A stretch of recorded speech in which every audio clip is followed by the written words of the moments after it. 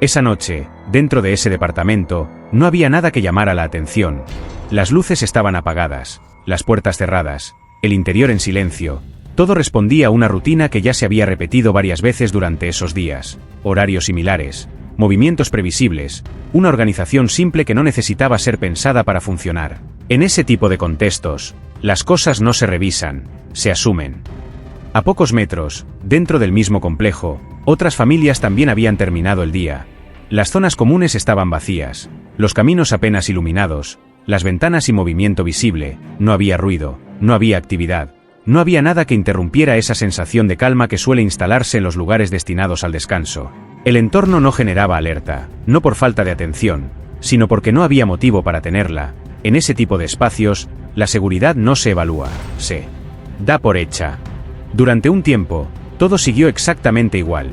No hubo ruidos que despertaran a nadie, no hubo movimientos que quedaran registrados, no hubo señales que indicaran que algo estaba ocurriendo. Las horas avanzaron sin interrupciones visibles, sin que nada obligara a detenerse, a mirar con más atención, a revisar lo que ya se daba por seguro. El tiempo, en ese contexto, no marcaba cambios, solo confirmaba que todo seguía dentro de lo esperado. Y sin embargo, algo ya había cambiado, no en el entorno, no en la estructura, no en la rutina visible, sino en un punto que, en ese momento, todavía no tenía forma. La primera señal no fue un sonido, no fue una puerta, no fue un grito, no fue una interrupción, fue una ausencia, una que no se percibió de inmediato, una que no generó alarma en el instante en que ocurrió, una que, durante un tiempo, no fue interpretada como un problema, porque todo lo demás seguía en su lugar, las camas, las pertenencias, el silencio. Nada parecía alterado, nada obligaba a pensar que algo faltaba, y cuando nada parece alterado, no hay motivo para buscar lo que falta. Ese fue el punto. El momento en el que la normalidad no se rompió, pero dejó de ser real.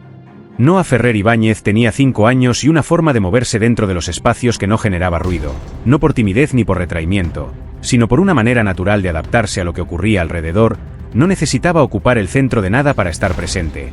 Su forma de estar no interrumpía, no desplazaba, no alteraba el ritmo de los demás. Quienes la conocían no la describían a partir de algo llamativo. No había una característica que sobresaliera por encima del resto ni un rasgo que la definiera de forma inmediata. Era, más bien, una presencia integrada, constante, parte de un entorno que funcionaba sin necesidad de ajustes. Había aprendido a reconocer los tiempos de los adultos sin que nadie se lo explicara. Sabía cuándo hablar, cuándo esperar, cuándo observar sin intervenir. Ese tipo de comprensión no suele registrarse como algo particular, porque no genera conflictos, no exige atención, no produce interrupciones, pero está, y en su caso era evidente, durante esos días.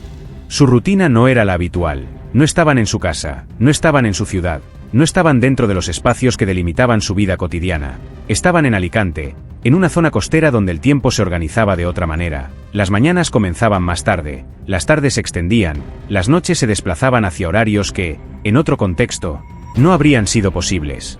El departamento donde se alojaban estaba en planta baja, tenía acceso directo a una zona común, un espacio compartido que durante el día concentraba movimiento constante, personas entrando y saliendo, niños que se cruzaban sin conocerse, adultos que repetían trayectos similares sin detenerse demasiado en lo que ocurría alrededor. Ese entorno no le resultaba ajeno, lo había incorporado con rapidez, reconocía los límites, identificaba los espacios, entendía hasta dónde podía moverse sin que alguien se lo indicara de forma explícita. Ese tipo de adaptación es frecuente en los niños, pero no siempre se da con esa naturalidad. En su caso no había resistencia, no había desconcierto, no había necesidad de intervención constante por parte de los adultos. Todo fluía dentro del departamento, la organización era simple, espacios definidos, objetos ubicados en lugares previsibles, una estructura que no variaba demasiado de un día a otro. Las rutinas se repetían con pequeñas modificaciones propias del contexto, pero mantenían una lógica reconocible: dormir, despertar, moverse, esperar. Nada se salía de ese esquema. Durante el día su actividad se distribuía entre el interior y el exterior, entraba, salía, se detenía, volvía, siempre dentro de un rango que no generaba preocupación. No había comportamientos que obligaran a intervenir, no había situaciones que alteraran la dinámica general, y eso también formaba parte de la percepción que los adultos construían, porque cuando todo funciona, no hay motivo para revisar nada. Su relación con el entorno no estaba mediada por el miedo, no había señales que indicaran peligro, No había experiencias previas que condicionaran su comportamiento, no había elementos que interrumpieran esa sensación de normalidad que se instala cuando todo responde a lo esperado. La confianza, en ese contexto, no era una decisión, era una consecuencia. Noah se movía dentro de ese espacio como si siempre hubiera estado ahí, y eso, lejos de llamar la atención, reforzaba la idea de que todo estaba en orden.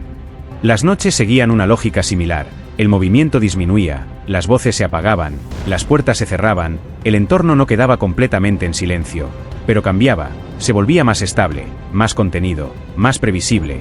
Dentro del departamento el final del día no implicaba cambios bruscos, no había resistencia, no había dificultad para dormir, no había interrupciones que alteraran el ritmo general.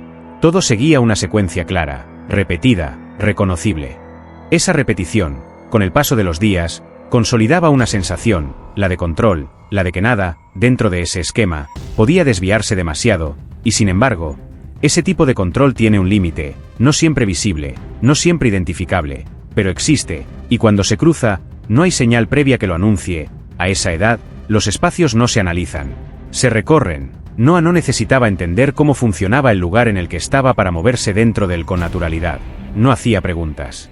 Sobre la distribución, no necesitaba referencias constantes, no buscaba explicaciones para orientarse, incorporaba, los trayectos se repetían, y con esa repetición, se volvían propios. El recorrido desde la puerta hasta el exterior, el acceso a la zona común, los puntos donde detenerse, los límites que no se cruzaban. Nada de eso estaba marcado de forma explícita, no había indicaciones permanentes, no había correcciones constantes, no había una supervisión que interrumpiera cada movimiento, y, sin embargo, todo se mantenía dentro de un margen claro. Ese tipo de autonomía, en contextos controlados, no genera preocupación, al contrario, refuerza la idea de que el entorno es seguro, de que las dinámicas funcionan, de que no hay elementos que requieran una atención adicional. Los adultos, en ese tipo de escenarios, no observan cada detalle, confían en el funcionamiento general, y ese funcionamiento, durante esos días, no mostraba fallas. Las actividades no eran rígidas, pero sí predecibles. No había improvisaciones que alteraran la estructura, ni cambios bruscos que obligaran a reorganizar los tiempos. Cada jornada seguía una lógica que, aun con variaciones mínimas, se mantenía estable. Salir, volver, esperar, dormir. Esa secuencia repetida generaba una sensación de continuidad. Nada quedaba fuera de lugar, nada exigía ser revisado. En ese contexto las pequeñas decisiones no se registran como tales. Se integran, se vuelven parte del flujo general, los horarios se flexibilizan, las distancias se relativizan, los movimientos dejan de ser evaluados de forma constante, y esa relajación no se percibe como un riesgo, se percibe como normalidad. Noah se movía dentro de esa normalidad sin resistencia. No había momentos en los que necesitara ser contenida de forma especial, no había situaciones que obligaran a intervenir de manera inmediata. No había desbordes que alteraran el equilibrio del entorno. Su comportamiento no generaba interrupciones. Y eso, en términos prácticos, simplifica todo, porque cuando no hay conflicto, no hay foco. Los adultos no observan lo que no genera problema, no detienen su atención en aquello que no altera la dinámica general, no registran cada movimiento cuando ese movimiento se mantiene dentro de lo esperado. La atención, en esos casos, se distribuye, se fragmenta, se diluye, y dentro de esa distribución, lo que funciona sin ruido, deja de ser observado. Ese es el punto en el que la percepción empieza a cambiar, no de forma consciente, no de forma intencional, pero sí de manera sostenida. Lo que al principio se supervisa, con el tiempo se asume, lo que se revisa, deja de revisarse, lo que se controla, se integra, y en ese proceso, los márgenes se vuelven más amplios, no porque alguien lo decida, sino porque nada parece exigir lo contrario. Durante esos días ese proceso ya estaba en marcha, sin interrupciones, sin alertas, sin señales que obligaran a detenerlo, todo seguía funcionando, y cuando todo sigue funcionando, la posibilidad de que algo no lo haga, no se contempla. Dentro del departamento, los objetos permanecían siempre en los mismos lugares, no había cambios que obligaran a reorganizar el espacio, ni modificaciones que alteraran la referencia visual que Noah ya había incorporado. Las cosas estaban donde debían estar, y esa estabilidad reforzaba la sensación de continuidad. La puerta, el acceso, los recorridos internos, todo respondía a una lógica simple. Ese tipo de orden no se percibe como algo relevante, no se señala, no se analiza, no se cuestiona, se integra como parte del funcionamiento normal del lugar, y cuando ese funcionamiento se mantiene sin interrupciones, deja de ser visible, se vuelve fondo. Durante esos días, ese fondo no presentaba variaciones, no había elementos nuevos que llamaran la atención, no había cambios en la disposición. No había señales que indicaran que algo se estaba modificando. El espacio seguía siendo reconocible, estable, predecible, y dentro de ese marco, cada movimiento encontraba su lugar. Noah no necesitaba buscar referencias, ya las tenía. No necesitaba confirmar límites, ya los conocía. No necesitaba adaptarse, ya estaba adaptada. Ese nivel de integración no genera alerta. Al contrario, refuerza la idea de que todo está funcionando, y cuando esa idea se sostiene en el tiempo, lo que deja de existir es la posibilidad de interrupción, porque nada indica que algo pueda cambiar, nada sugiere que algo pueda romper ese orden, nada obliga a pensar en lo que no está ocurriendo, y en ese tipo de entornos, lo que no ocurre es lo que define la percepción de seguridad.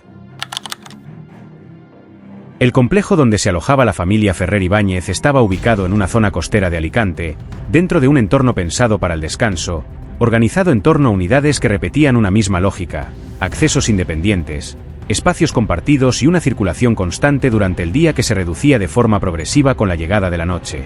No era un lugar aislado, tampoco era un punto de tránsito masivo, funcionaba dentro de un equilibrio intermedio, donde el movimiento existía sin interferir, donde la presencia de otros era constante pero no invasiva. Ese tipo de configuración genera una percepción particular, la de estar acompañado sin estar expuesto. Durante el día, la actividad se concentraba en los espacios comunes, personas que entraban y salían, recorridos que se repetían, trayectos que no variaban demasiado. No había interacción constante entre quienes compartían el lugar, pero sí una presencia continua que reforzaba la idea de normalidad.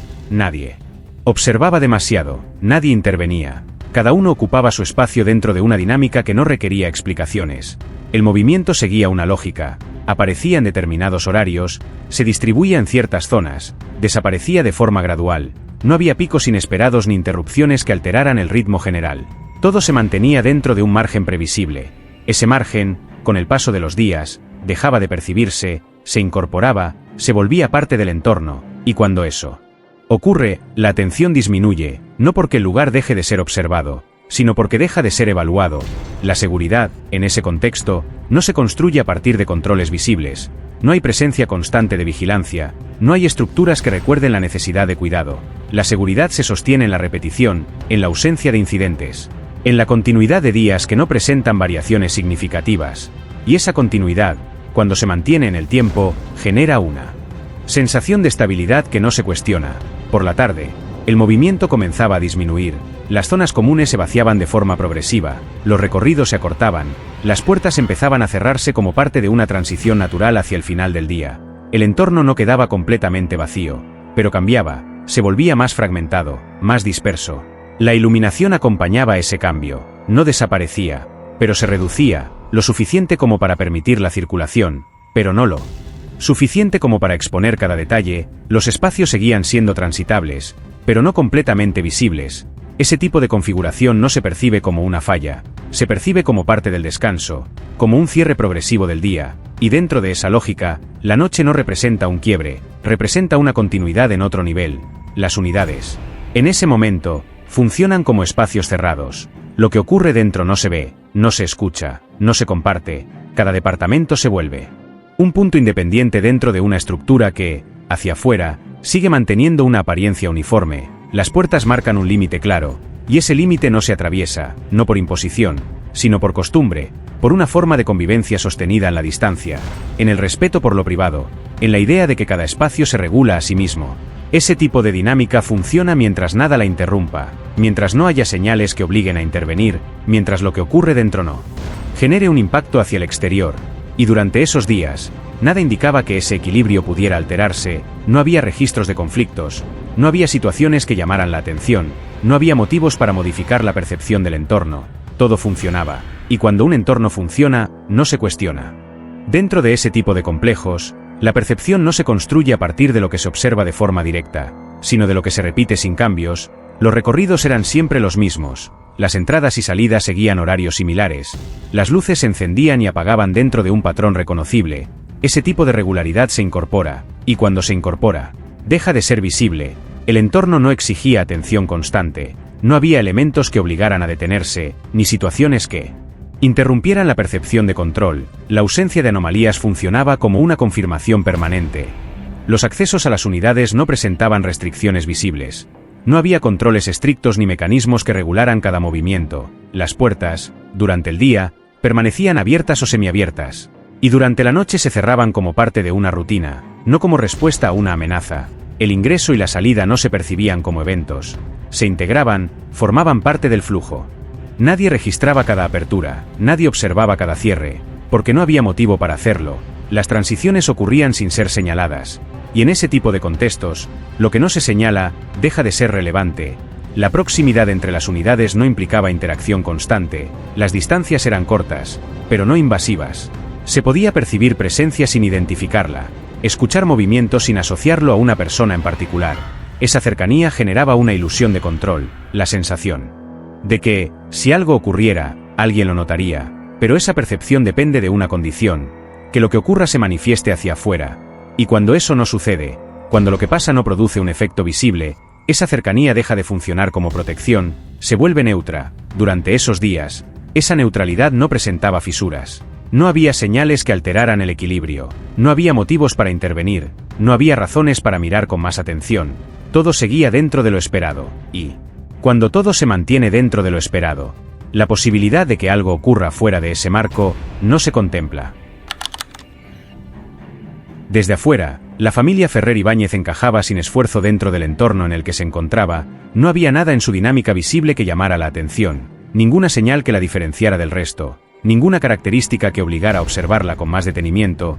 Formaban parte de ese conjunto de familias que, dentro de ese tipo de espacios, sostienen una presencia que no interrumpe, que no se destaca, que no genera preguntas. Adrián Ferrer Soler y Clara Ibáñez Navarro se movían dentro de una lógica que resultaba coherente con el lugar. No había gestos que indicaran incomodidad, no había tensiones visibles, no había episodios que alteraran la percepción general de normalidad. Su forma de estar no exigía atención, y eso, en ese contexto, era suficiente. Durante esos días, su rutina se había ajustado al entorno sin fricción. Los tiempos eran más flexibles, los recorridos menos rígidos, las actividades más distribuidas. No había una estructura estricta que organizara cada momento, pero sí una secuencia reconocible que permitía sostener el funcionamiento general. Salir, volver, detenerse, continuar. Ese tipo de organización no se impone, se adapta, y cuando se adapta sin resistencia, deja de ser visible. Noah, dentro de esa dinámica, ocupaba su lugar sin generar desajustes. Su presencia no exigía una supervisión constante, no alteraba el ritmo de los adultos, no introducía elementos que obligaran a reorganizar la rutina. Eso también contribuía a la percepción externa, porque cuando todo funciona, no hay nada que revisar. Las interacciones entre los adultos no mostraban fisuras evidentes, no había discusiones expuestas, no había gestos que indicaran una tensión sostenida, no había señales que permitieran anticipar una ruptura dentro de la estructura familiar. Lo que se veía, encajaba, y en ese tipo de contextos, lo visible es lo que define la lectura. Clara mantenía una presencia más activa hacia el exterior, su forma de vincularse con él entorno era más abierta, más visible, más fácil de registrar para quienes compartían ese espacio. Participaba, organizaba, sostenía parte de la dinámica que conectaba a la familia con lo que ocurría alrededor. Adrián, en cambio, ocupaba un lugar más contenido, no ausente, pero sí menos expuesto. Su participación dentro de la estructura no era cuestionada, pero tampoco era especialmente visible, no generaba conflictos, no interrumpía la dinámica, no introducía variaciones que llamaran la atención. Simplemente, estaba, y eso, dentro de un sistema que funcionaba, no se percibe como una anomalía, se integra. Las decisiones, en ese contexto, no siempre eran explícitas, no todo se comunicaba de forma directa, no todo se discutía abiertamente, no todo se resolvía en un plano visible. Parte del funcionamiento de la familia se sostenía en acuerdos implícitos, en rutinas compartidas que no necesitaban ser revisadas de forma constante. Ese tipo de dinámica, cuando se mantiene en el tiempo, genera una sensación de estabilidad, no porque todo esté bajo control absoluto, sino porque nada parece salirse de lugar, y esa apariencia es suficiente. Las pequeñas variaciones, cuando aparecían, no eran registradas como señales, cambios en los tiempos, ajustes en los recorridos, momentos de menor interacción. Nada de eso, por sí solo, generaba una lectura distinta, se integraba, se normalizaba, se diluía dentro de la continuidad, y en ese proceso, lo que cambia, deja de percibirse como Cambio, durante esos días, esa lógica se mantenía, no había episodios que obligaran a detenerse, no había situaciones que exigieran una revisión del funcionamiento general, no había elementos que interrumpieran la percepción de que todo seguía dentro de lo esperado. La familia, vista desde afuera, funcionaba, y cuando algo funciona, no se cuestiona. Dentro de ese tipo de estructuras, lo que se observa no siempre coincide con lo que sostiene el funcionamiento real. La dinámica visible responde a una forma de organización que prioriza la continuidad, la estabilidad, la ausencia de conflicto, pero esa estabilidad no siempre implica equilibrio. A veces, implica adaptación. Durante esos días, la relación entre Adrián y Clara no presentaba interrupciones visibles, pero tampoco mostraba una interacción constante. No había una comunicación que se extendiera más allá de lo necesario, no había intercambios prolongados, no había una construcción activa del vínculo hacia afuera, la coordinación. Existía, pero no se exhibía. Cada uno ocupaba su espacio dentro de la dinámica general, respondiendo a lo que el entorno requería sin generar fricción. Las decisiones no se discutían en público, los desacuerdos, si existían, no se manifestaban en un plano visible, y eso, en ese contexto, no resultaba extraño, porque la ausencia de conflicto se interpreta como estabilidad, pero esa interpretación depende de una condición: que lo que no se muestra no tenga impacto. Las variaciones en el comportamiento de Adrián no eran lo suficientemente evidentes como para ser registradas como un cambio, no había modificaciones abruptas, no había alteraciones en su rutina que obligaran a prestar atención, pero sí había una diferencia, sutil, progresiva, difícil de ubicar en un momento preciso. Sus tiempos dentro del espacio comenzaron a distribuirse de otra manera, no estaba menos presente, pero tampoco ocupaba el mismo lugar dentro de la dinámica. Sus intervenciones eran más breves, sus recorridos más definidos, su participación más funcional que integrada. Nada de eso, por separado, generaba una señal, pero en conjunto, introducía una distancia. Clara, por su parte, sostenía la continuidad visible, su forma de interactuar con el entorno no se modificaba, su presencia seguía siendo clara, su participación dentro de la dinámica del complejo se mantenía estable. Desde afuera, nada indicaba un cambio en su comportamiento, pero dentro de esa continuidad, había un ajuste, no en lo que hacía, sino en cómo lo hacía. Las interacciones se volvían más puntuales, los tiempos más definidos, las decisiones más cerradas, como si cada movimiento necesitara encajar dentro de una estructura que ya no se sostenía de forma espontánea. Ese tipo de ajuste no se percibe como un conflicto, se percibe como organización, y por eso, no genera alerta. Las conversaciones entre ambos, cuando se daban, no se extendían más allá de lo necesario, no había escenas que llamaran la atención, no había tensiones que se trasladaran al entorno, no había gestos que permitieran interpretar una ruptura en curso. Lo que había era otra cosa, una reducción, un recorte progresivo del espacio compartido, no visible, no declarado, pero presente, y en ese tipo de procesos, lo que se pierde no es la estructura, es el vínculo. Noah, dentro de esa dinámica, no registraba esa diferencia. Su mundo seguía organizado en función de lo inmediato, de lo visible, de lo que no se alteraba de forma directa. Las variaciones en la relación entre los adultos no modificaban su rutina, no interferían en sus recorridos, no alteraban su percepción del entorno, y eso contribuía a sostener la apariencia, porque mientras lo que se ve funcione, todo parece estar en orden. Dentro de ese tipo de dinámicas, los cambios no aparecen como rupturas, no hay un momento preciso en el que todo se modifique, no hay un punto claro en el que se pueda decir que algo dejó de funcionar. Lo que ocurre es más gradual, la estructura se mantiene, las rutinas continúan, las interacciones siguen existiendo, pero el sentido de esas interacciones empieza a desplazarse. Lo que antes se sostenía de forma natural, empieza a requerir ajuste.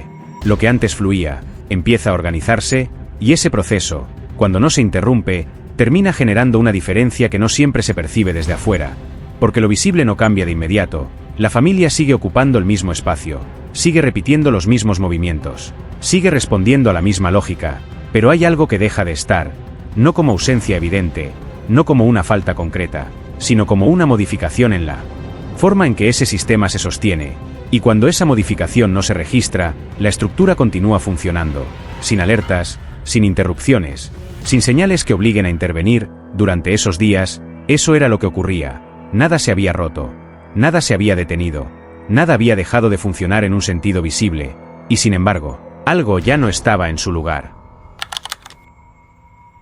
Esa noche no comenzó de forma distinta, no hubo interrupciones, no hubo señales que alteraran el ritmo del día, no hubo ningún elemento que, en ese momento, permitirá anticipar que algo estaba por cambiar. El complejo seguía funcionando dentro de la misma lógica. Las últimas personas regresaban a sus unidades.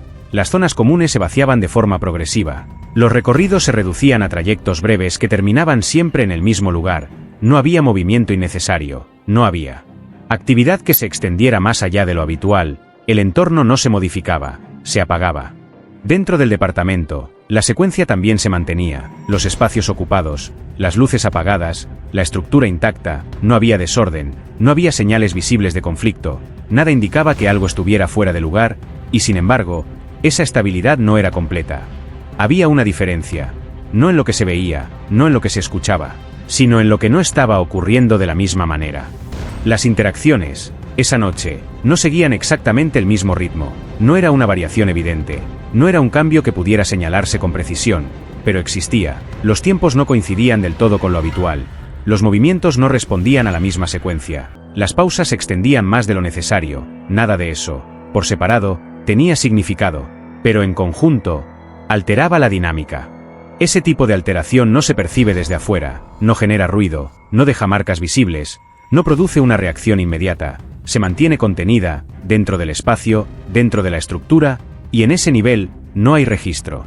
No hubo pedidos de ayuda, no hubo interrupciones, no hubo ninguna señal que obligara a intervenir, el entorno permaneció igual, las otras unidades, en silencio, los accesos, sin movimiento inusual, la noche, avanzando sin desvíos, nada salió hacia afuera, y cuando nada sale hacia afuera, lo que ocurre adentro, queda sin forma. Durante esas horas, el tiempo siguió avanzando sin modificar la percepción general del entorno, no hubo un momento identificable, no hubo un punto claro en el que todo cambiara, lo que ocurrió, no se presentó como un hecho, se integró, se sostuvo dentro de un espacio que no lo expuso, y por eso, no fue visto. Dentro de ese tipo de escenarios, lo que no deja registro no se incorpora como hecho, no se identifica, no se interpreta, no se reconstruye en tiempo real, porque para que algo sea percibido, tiene que manifestarse, y esa noche, nada se manifestó hacia afuera. Las horas avanzaron sin interrupciones visibles, el entorno mantuvo su estructura, las unidades permanecieron cerradas, los recorridos no se alteraron, no hubo elementos que obligaran a revisar lo que estaba ocurriendo dentro de ese espacio, la normalidad no se rompió, se sostuvo. Y ese sostenimiento es lo que permitió que todo continuara sin ser detectado. Porque cuando una estructura mantiene su forma externa, lo que cambia dentro de ella, no genera reacción, no hay preguntas, no hay intervención, no hay registro, lo que ocurre, queda contenido. Y en ese tipo de condiciones, el tiempo no expone lo que sucede, lo cubre, lo integra dentro de una continuidad que no se interrumpe. Durante esas horas, eso fue lo que pasó, nada salió, nada se vio, nada obligó a mirar, y por eso, cuando la mañana llegó, la ausencia, todavía no tenía forma. Esa mañana no comenzó con una certeza, no hubo una señal clara que indicara, desde el primer momento, que algo grave había ocurrido. Lo que apareció, en una primera instancia, fue una interrupción dentro de una rutina que hasta ese momento no había presentado desvíos visibles. El complejo despertó como siempre, las puertas se abrieron, los recorridos se activaron, el movimiento volvió a distribuirse dentro de los mismos espacios. Nada, en el entorno general, indicaba una alteración, y sin embargo, dentro de una de esas unidades, algo no coincidía. La primera señal no fue un evento, fue una falta de respuesta, no a un único intento, no a una situación puntual, sino a una secuencia que, en condiciones normales, habría generado una reacción inmediata. El tiempo, en ese contexto, empezó a tener otro peso, los minutos se acumularon sin confirmación, las llamadas no obtuvieron respuesta, los mensajes quedaron sin lectura, en una rutina habitual. Ese tipo de situaciones puede explicarse, se interpreta como un retraso, como un cambio de planes, como una interrupción temporal, pero cuando esa falta de respuesta se extiende, deja de ser parte de lo esperado, y empieza a generar una inquietud, no inmediata, no definida, pero suficiente como para alterar la percepción. Fue en ese punto cuando alguien decidió acercarse, no desde la sospecha, no desde la certeza, sino desde una necesidad de verificar. La unidad, desde afuera, no mostraba cambios, la puerta cerrada, las ventanas sin movimiento, el entorno intacto, nada indicaba una alteración visible, pero esa continuidad, en ese contexto, ya no resultaba suficiente. La ausencia de respuesta comenzaba a pesar más que la apariencia de normalidad.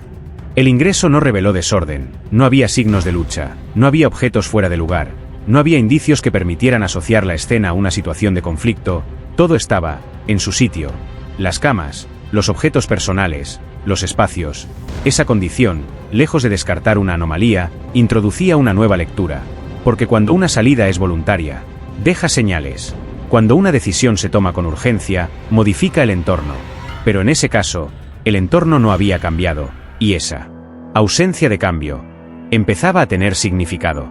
Las pertenencias no estaban completas. Había elementos que permanecían en el interior, objetos que en condiciones normales acompañan cualquier desplazamiento, detalles que, en una primera revisión, no se perciben como relevantes, pero que, en ese contexto, empezaban a construir una diferencia. No era una prueba, no era una conclusión, pero sí, una señal. El entorno, mientras tanto, comenzaba a reaccionar, no de forma desordenada, no con una alarma generalizada, sino de manera progresiva. Los primeros intercambios se dieron en un círculo reducido, vecinos, personas cercanas, quienes podían aportar una referencia inmediata. Las reconstrucciones iniciales no arrojaban resultados claros. No había registros de movimientos fuera de lo habitual. No había sonidos que indicaran una alteración durante la noche, no había testimonios que señalaran un evento específico. Todo seguía dentro de lo esperable. Y eso empezaba a ser el problema. Porque cuando no hay nada que destaque, no hay punto de partida.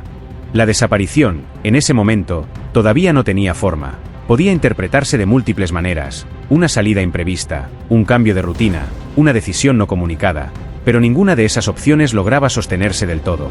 Porque había una diferencia, no parcial, total. No era una persona, no eran dos, era la unidad completa, y en ese punto, la ausencia dejó de ser circunstancial, se volvió estructural. A medida que las horas avanzaban, la necesidad de una explicación dejó de ser una inquietud y empezó a organizar las acciones. Lo primero que se intentó establecer fue una línea básica, no de lo ocurrido, sino de lo que podía descartarse. Las salidas voluntarias, en ese tipo de contextos, dejan rastros, movimientos visibles, objetos ausentes, trayectorias posibles. Pero en este caso, no había ninguno de esos elementos. Las puertas no mostraban signos de haber sido forzadas, los accesos no presentaban alteraciones, no había registros de ingreso externo durante la noche, y, sin embargo, la unidad estaba vacía. Ese tipo de contradicción no permite avanzar, obliga a detenerse. Las primeras verificaciones se concentraron en el entorno inmediato: cámaras de seguridad, accesos comunes, zonas de circulación. El registro visual no aportó una secuencia clara, no había imágenes que mostraran una salida conjunta, no había movimientos que indicaran un desplazamiento en grupo, no había trayectos que permitieran reconstruir una dirección. Las grabaciones, en lugar de abrir una línea de análisis, la cerraban, porque confirmaban algo más complejo: no se había visto salir a nadie. Ese punto modificó el enfoque. La hipótesis de una salida voluntaria comenzó a perder peso, no de forma definitiva, pero sí lo suficiente como para dejar de ser la explicación principal. Entonces apareció la siguiente necesidad: reconstruir la última interacción. ¿Quién había visto la familia por última vez? ¿En qué condiciones? ¿En qué horario? Las respuestas, en ese nivel, no eran contradictorias, pero tampoco eran precisas. Todos coincidían en lo mismo: nada fuera de lo normal. No hubo discusiones, no hubo movimientos alterados, no hubo situaciones que quedaran registradas como diferentes. La noche anterior no dejó huella, y cuando no hay huella, no hay punto de inicio. Fue en la segunda revisión del interior cuando comenzaron a aparecer las primeras diferencias. No eran evidentes, no eran disruptivas, pero no encajaban. Las pertenencias estaban, pero no todas. Algunos objetos personales permanecían en su lugar, mientras que otros, de uso cotidiano, no podían ser ubicados con precisión. No era un patrón claro, no respondía a una lógica inmediata, pero había una irregularidad. Las camas no mostraban alteraciones significativas, no había señales de una salida abrupta, no había indicios de una preparación. Todo parecía indicar que la secuencia de la noche se había completado: dormir, descansar, continuar. Pero el día siguiente no ocurrió. Ese corte, sin transición, sin desplazamiento visible, sin intervención externa registrada, empezaba a definir el problema. No era una desaparición en tránsito, era una desaparición en origen, y ese tipo de situaciones no se resuelven desde afuera.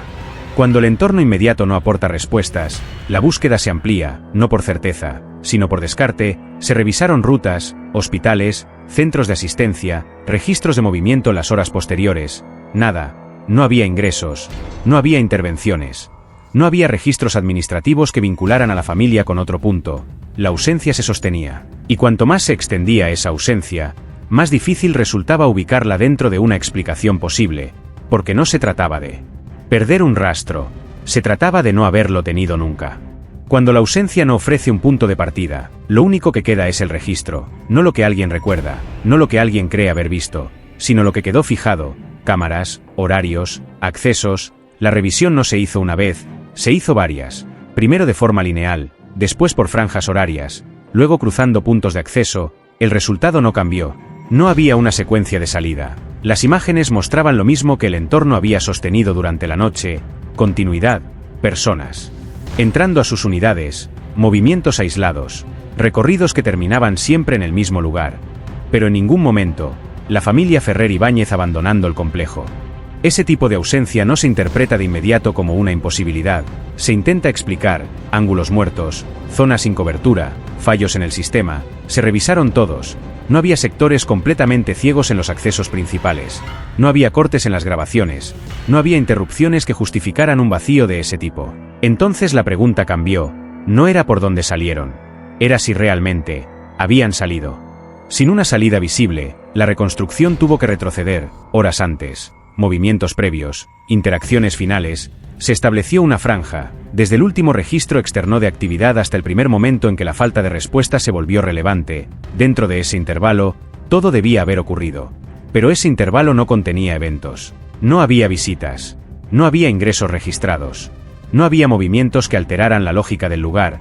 La última imagen útil no mostraba una anomalía. Mostraba lo mismo de siempre: una noche que terminaba. Ese es el problema con las reconstrucciones en escenarios cerrados. Cuando no hay ruptura visible, todo se vuelve potencialmente irrelevante, y sin embargo, todo importa: las luces, los tiempos, los pequeños desfasajes. Se intentó precisar la última vez que la familia fue vista con claridad. Las respuestas coincidían en algo inquietante: no había un último momento. Había una continuidad que simplemente se interrumpió.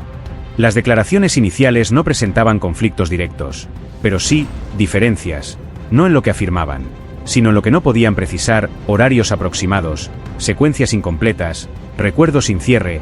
Ese tipo de variaciones es normal, la memoria no es exacta.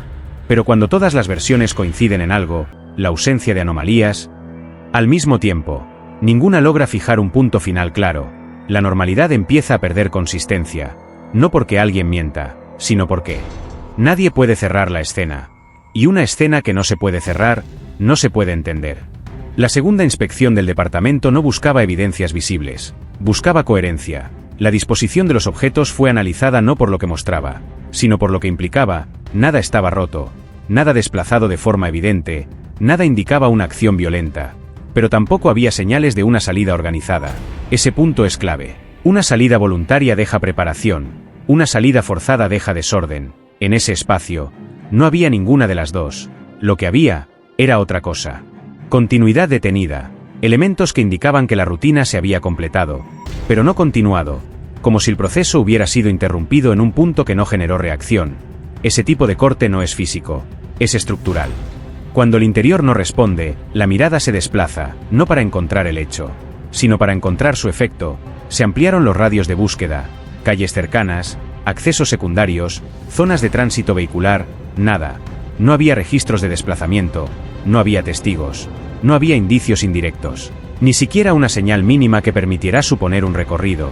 La desaparición no tenía extensión, y cuando no hay extensión, no hay dirección. En ese punto, la investigación ya no buscaba respuestas, intentaba definir el tipo de pregunta, porque no todas las desapariciones son iguales. Algunas dejan rastros que se pierden, otras no dejan rastros en absoluto, y esas son las más difíciles, porque no se trata de seguir una línea, se trata de aceptar que la línea nunca existió. La familia no había sido vista salir, no había sido registrada en ningún otro punto, no había dejado señales internas de conflicto, y, sin embargo, no estaba. Ese es el momento en el que la investigación cambia, deja de buscar lo que ocurrió, y empieza a preguntarse qué tipo de evento puede producir una ausencia total sin alterar nada de lo visible. A partir de ese punto, la investigación dejó de expandirse hacia afuera, y empezó a cerrarse, no por decisión, sino por falta de opciones. Cuando no hay trayecto, cuando no hay registro, cuando no hay extensión, lo único que queda es el origen. El foco volvió al departamento, a la unidad, al espacio donde todo había permanecido intacto. Pero esa segunda mirada ya no era descriptiva. era analítica. Cada elemento comenzó a ser evaluado no por su presencia, sino por su función, que debía estar, que no debía faltar, qué implicaba cada objeto en ese lugar. Las rutinas, hasta ese momento asumidas, empezaron a ser reconstruidas con precisión, horarios habituales, secuencias repetidas, pequeñas decisiones que, en condiciones normales, no se registran. Dormir, cerrar, apagar, cada uno de esos actos, ahora, debía tener un sentido, y en ese análisis, apareció algo más complejo, no una contradicción directa, sino una falta de coherencia total. Nada indicaba una salida, pero tampoco una permanencia. Ese es el punto en el que el espacio deja de ser un escenario, y empieza a convertirse en un límite. Las hipótesis externas comenzaron a perder peso de forma progresiva, no porque fueran descartadas de inmediato, sino porque no podían sostenerse. No había registros de terceros, no había indicios de ingreso, no había alteraciones físicas que permitieran suponer intervención externa.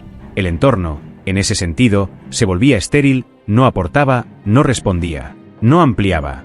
Y cuando el entorno no ofrece variables, la estructura se cierra, el caso dejó de proyectarse hacia afuera, y empezó a definirse hacia adentro.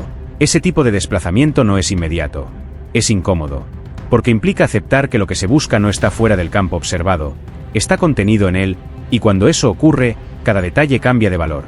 A medida que las líneas posibles se reducían, la investigación encontró algo que hasta ese momento no había tenido. Un punto fijo, no una evidencia, no una prueba, sino una certeza operativa. Todo lo que había ocurrido ahí, dentro de ese espacio, dentro de esa unidad, dentro de una estructura que no había mostrado alteraciones. Ese tipo de conclusión no resuelve el caso, lo transforma, porque elimina la posibilidad de desplazamiento, elimina la fuga, elimina la extensión y, cuando todo queda contenido en un solo punto, la pregunta deja de ser dónde, pasa a ser otra, más incómoda, más difícil de sostener.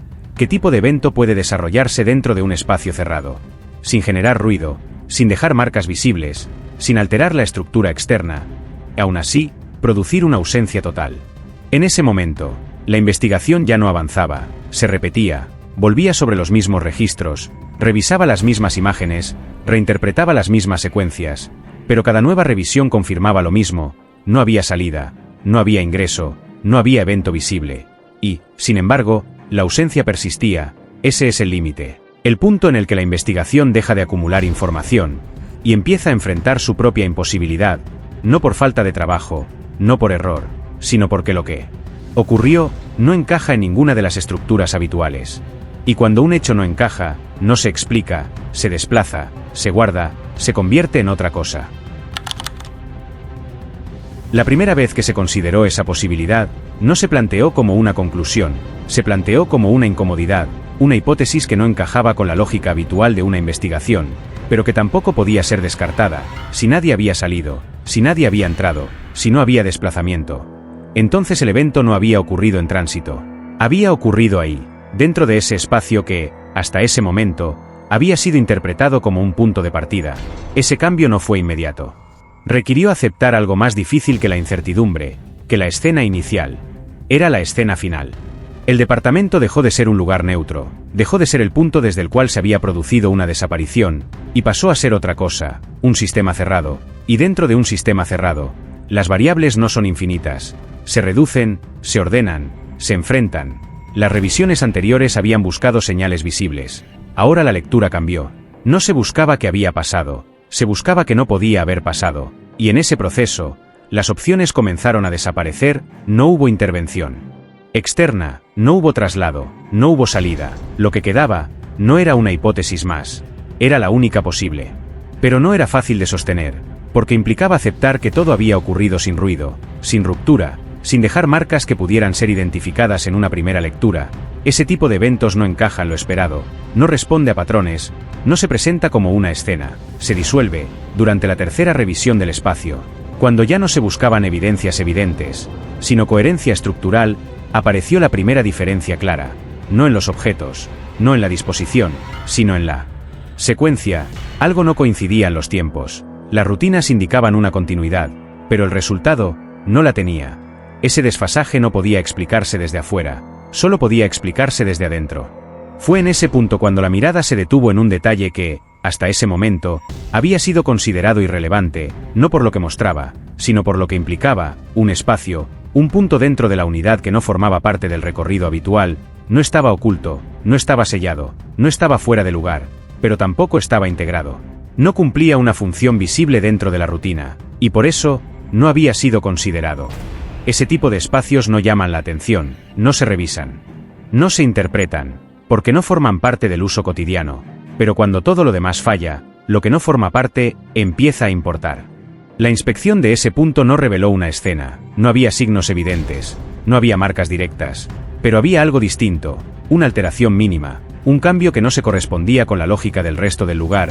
No era suficiente para construir una prueba, pero sí, para sostener una posibilidad, y esa posibilidad era la que hasta ese momento nadie quería formular: que lo que había ocurrido no había dejado el espacio, que la desaparición no implicaba ausencia física total, sino otra forma de permanencia.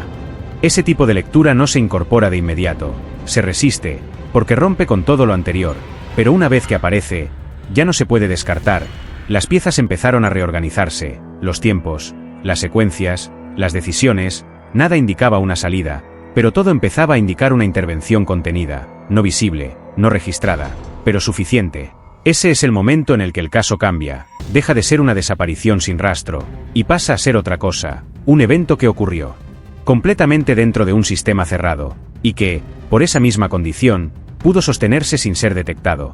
Y cuando eso ocurre, la pregunta deja de ser qué pasó, pasa a ser otra: ¿quién pudo sostenerlo? Una vez que esa posibilidad se instaló, ya no fue posible volver atrás. Todo lo que había sido observado hasta ese momento tuvo que ser revisado, no para encontrar algo nuevo, sino para reinterpretar lo que ya estaba. Las secuencias que antes parecían normales, dejaron de serlo. Los tiempos, que no coincidían del todo, empezaron a tener peso, las pausas, los intervalos, los pequeños desfasajes que no habían sido registrados como anomalías, comenzaron a alinearse, no como evidencia directa, pero sí como estructura. Ese tipo de estructura no se impone, se revela, y cuando se revela, lo hace de una sola vez. La noche ya no era una continuidad, era un proceso, uno que no había dejado marcas visibles, pero que había modificado completamente el resultado. Ese es el punto en el que la investigación deja de buscar hechos aislados y empieza a reconstruir una lógica, no que ocurrió primero, sino que hizo posible que todo ocurriera sin ser detectado. En un sistema cerrado, cuando todas las variables externas quedan descartadas, solo queda una, la que siempre estuvo ahí, la que no se cuestiona porque forma parte del funcionamiento, la que no genera alerta porque no interrumpe la estructura.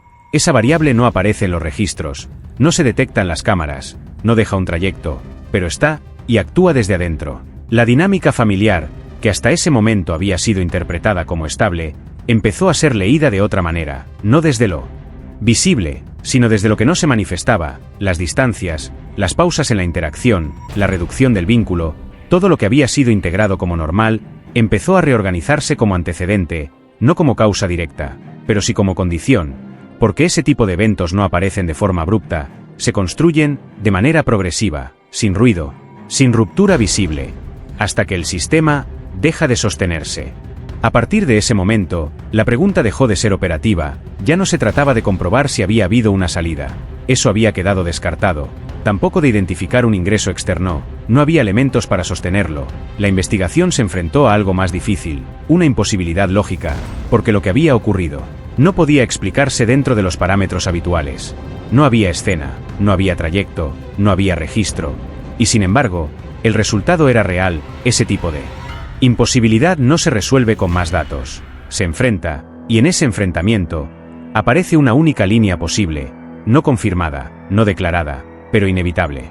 Las últimas revisiones no aportaron información nueva, no porque no se buscara, sino porque todo lo que podía ser observado, ya había sido visto. El departamento volvió a quedar como estaba, ordenado, cerrado, sin señales visibles, pero ya no era el mismo espacio, porque ahora contenía algo que antes no tenía, una interpretación, no una conclusión oficial, no una versión cerrada, sino una forma de entender lo ocurrido que no necesitaba pruebas visibles para sostenerse. Ese tipo de interpretaciones no se anuncian, no se exponen, quedan, circulan dentro de la investigación, se sostienen en silencio, y definen todo lo que viene después, porque a partir de ese momento, el caso ya no es una desaparición, es otra cosa, un evento contenido. Un sistema que se cerró sobre sí mismo sin dejar una salida, y cuando eso ocurre, lo que falta no siempre se busca afuera. A veces, nunca salió.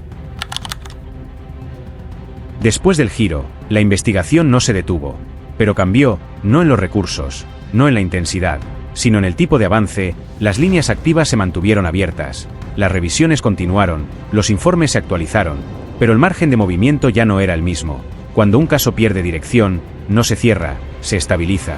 Las actuaciones pasaron a concentrarse en lo que podía ser sostenido de forma formal: registros, peritajes, relecturas documentadas, no porque aportaran una resolución inmediata, sino porque eran lo único que podía integrarse dentro de un marco válido. El resto quedaba fuera. Las conclusiones preliminares no establecieron una hipótesis única, no hubo una declaración categórica, no hubo una reconstrucción cerrada. Lo que se sostuvo fue otra cosa: la imposibilidad de determinar un evento externo. Esa formulación no resuelve, pero delimita, porque descarta sin afirmar, y dentro de ese límite, la interpretación queda restringida. No todo lo que se piensa puede ser escrito. No todo lo que se considera puede ser incorporado. Las investigaciones, en ese sentido, no solo buscan respuestas, también administran lo que puede ser sostenido públicamente, y en este caso, lo público tenía un límite claro. El complejo no se cerró, no fue evacuado, no se transformó en una escena permanente, la actividad continuó, las unidades volvieron a ocuparse, los recorridos se repitieron, las rutinas regresaron a su forma habitual.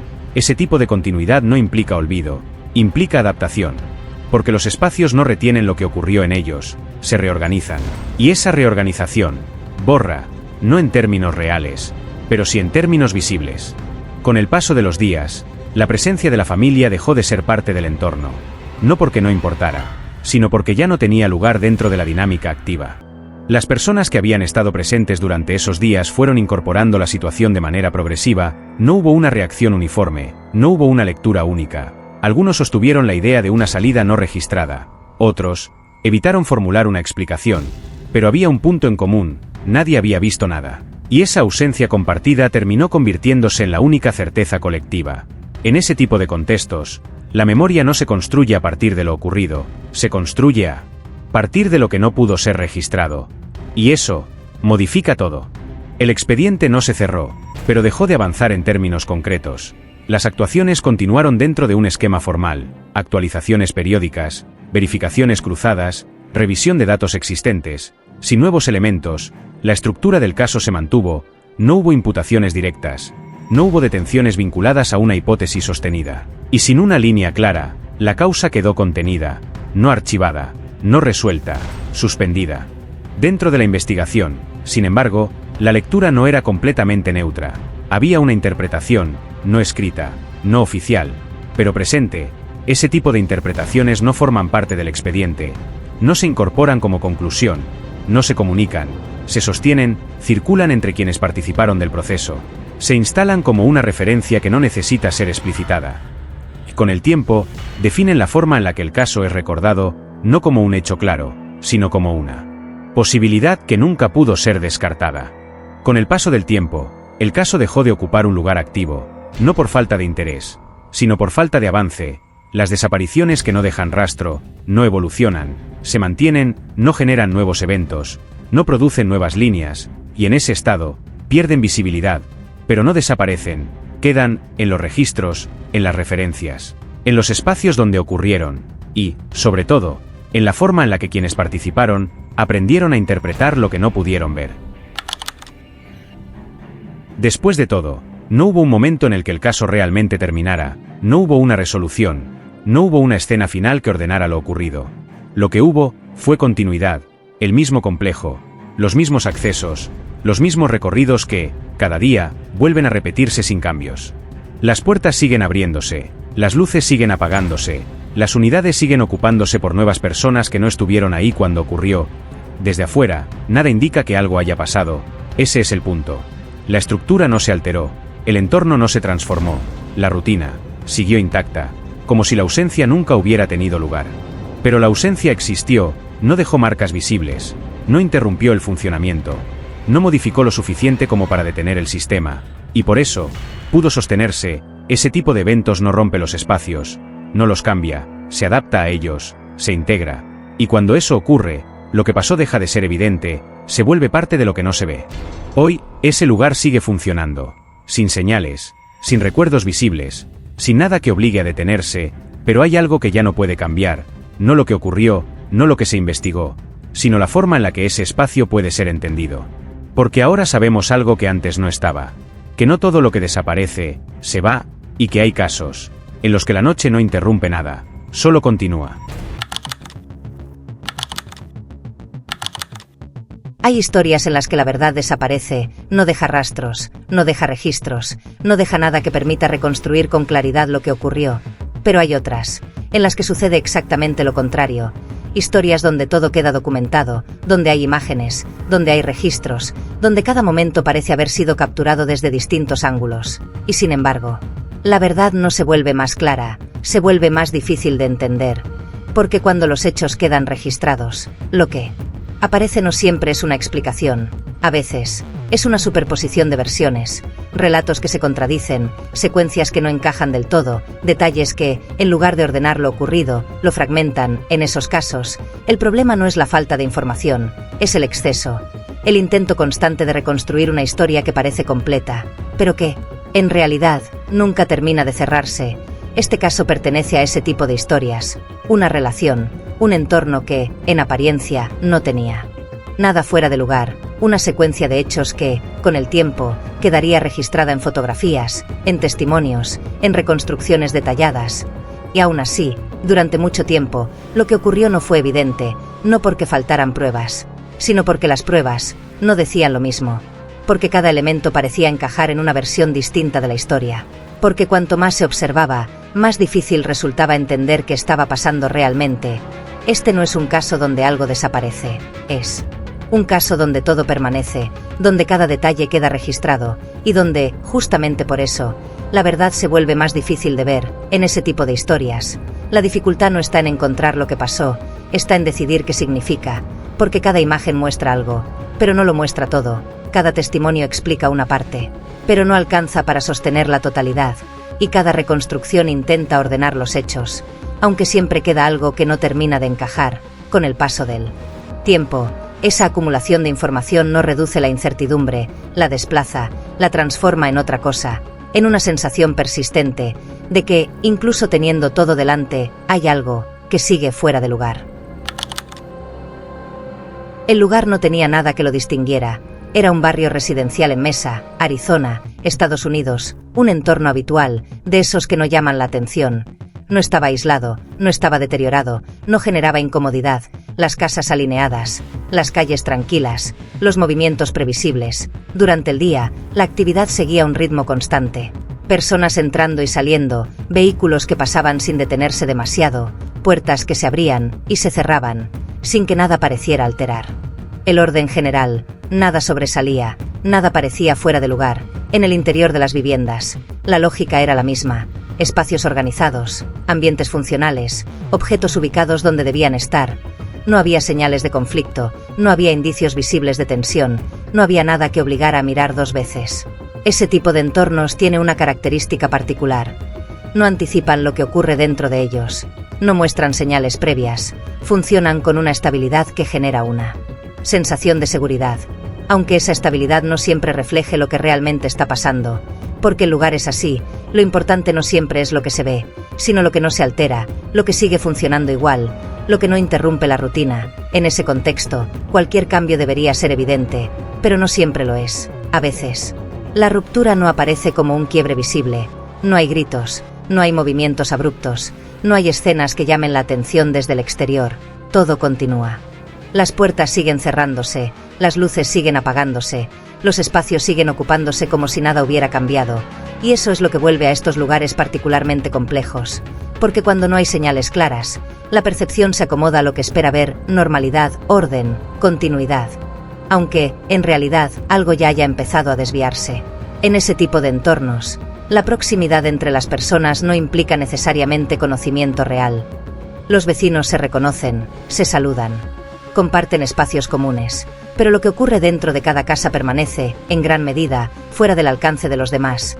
La rutina cumple una función silenciosa, ordena, estructura, y al mismo tiempo, oculta. Porque cuando los movimientos se repiten todos los días de la misma manera, dejan de ser observados, se vuelven parte del fondo, algo que está, pero que no se analiza. En ese barrio, Como en tantos otros similares, la vida cotidiana se organizaba alrededor de pequeñas secuencias previsibles, horarios que se cumplían, trayectos que se repetían, espacios que mantenían su función sin alteraciones visibles. Nada obligaba a detenerse. Nada sugería que algo pudiera estar desarrollándose por debajo de esa superficie ordenada. Incluso dentro de los espacios más íntimos, la percepción externa seguía siendo la misma. Las puertas cerradas no generaban sospecha, las ausencias no llamaban la atención inmediata, los silencios no eran interpretados como señales, porque no había un motivo claro para hacerlo, y ahí es donde aparece una de las características más complejas de este tipo de escenarios. No es que oculten activamente lo que sucede, es que no generan las condiciones para que alguien lo perciba, todo encaja, todo responde a una lógica esperable, todo parece funcionar como siempre, y cuando eso ocurre, la interpretación se acomoda automáticamente a esa normalidad. No se buscan explicaciones alternativas, no se cuestiona lo que no rompe el equilibrio visible. En ese contexto, incluso los pequeños cambios pueden pasar desapercibidos, un horario que se modifica, un movimiento que no ocurre, una presencia que deja de repetirse, nada de eso resulta suficiente, por sí solo, para alterar la percepción general del entorno, porque el sistema completo sigue en pie, sigue funcionando, sigue sosteniendo la idea de que todo está bien, y es justamente ahí, donde este tipo de lugares se vuelve más difícil de interpretar, no por lo que muestran, sino por lo que permiten que permanezca sin ser visto. Hay algo más en este tipo de entornos, una especie de confianza implícita en la estabilidad de lo cotidiano. Las personas no esperan que algo se rompa, no anticipan que la normalidad pueda ser solo una superficie, y por eso, no observan con atención constante, no revisan cada detalle, no cuestionan cada ausencia, no analizan cada variación mínima, porque no hay una razón visible para hacerlo. Esa confianza no es ingenua, es funcional, permite que la vida continúe sin fricción, que cada día avance sin necesidad de ser interpretado todo el tiempo, pero también tiene un efecto secundario, reduce la percepción, hace que lo que no se ajusta exactamente no sea detectado de inmediato, y cuando finalmente aparece una señal clara, cuando algo ya no puede sostenerse dentro de la normalidad, el proceso que llevó hasta ese punto ya ocurrió, sin interrupciones, sin advertencias evidentes, sin que nadie lo registrara, en el momento en que todavía podía ser entendido de otra manera. Ryan Mitchell no era una persona que llamara la atención. Su vida se organizaba dentro de parámetros claros, rutinas estables, relaciones sociales previsibles, un entorno que, visto desde afuera, no presentaba elementos disruptivos. Trabajaba, mantenía vínculos, se movía dentro de un circuito que no generaba interrogantes, nada en su comportamiento sugería conflicto, nada indicaba que su vida estuviera atravesada por tensiones visibles. Ese tipo de perfil tiene una característica particular, no genera sospecha, no porque sea perfecto, sino porque encaja, funciona dentro de lo esperado, se sostiene sin fricciones aparentes, y por eso, no se cuestiona. Megan Carter aparecía dentro de ese entorno de una manera distinta, no como una ruptura inmediata, no como un elemento claramente externo, sino como algo que se integra, que se adapta, que encuentra su lugar sin alterar de forma evidente la dinámica existente. Su presencia no modificaba el funcionamiento general, no desplazaba, no interrumpía, se incorporaba, y eso es lo que la volvía difícil de leer. Porque no generaba un contraste directo, no se oponía, no chocaba con el entorno, se alineaba lo suficiente como para no ser percibida como un elemento extraño, pero no lo hacía de manera completa. Había algo en su forma de vincularse que no terminaba de estabilizarse, no era visible de inmediato, no aparecía como un problema concreto, pero tampoco se resolvía. La relación entre ambos comenzó dentro de esa lógica, sin ruptura, sin un punto claro de inicio que marcara un cambio significativo, se fue construyendo a través de encuentros que, en apariencia, respondían a una dinámica habitual, conversaciones, espacios compartidos, interacciones que no parecían diferenciarse demasiado de otras relaciones dentro del mismo entorno. Sin embargo, con el paso del tiempo, esa dinámica empezó a mostrar variaciones. No lo suficientemente evidentes como para generar una reacción inmediata, pero sí lo bastante persistentes como para alterar el equilibrio. Había momentos de cercanía, seguidos por distancias que no siempre tenían una explicación clara, interacciones que parecían avanzar y luego retroceder sin un motivo visible. Esa oscilación no se presentaba como un conflicto abierto, no había discusiones constantes, no había señales externas que indicaran una ruptura inminente, pero la estabilidad no terminaba de consolidarse. Y en ese tipo de relaciones, donde no hay una definición clara, la interpretación queda abierta. Cada gesto puede leerse de más de una manera, cada silencio puede significar algo distinto, cada distancia puede ser temporal o definitiva. Ryan mantenía una estructura. Megan no la rompía, pero tampoco terminaba de integrarse completamente a ella.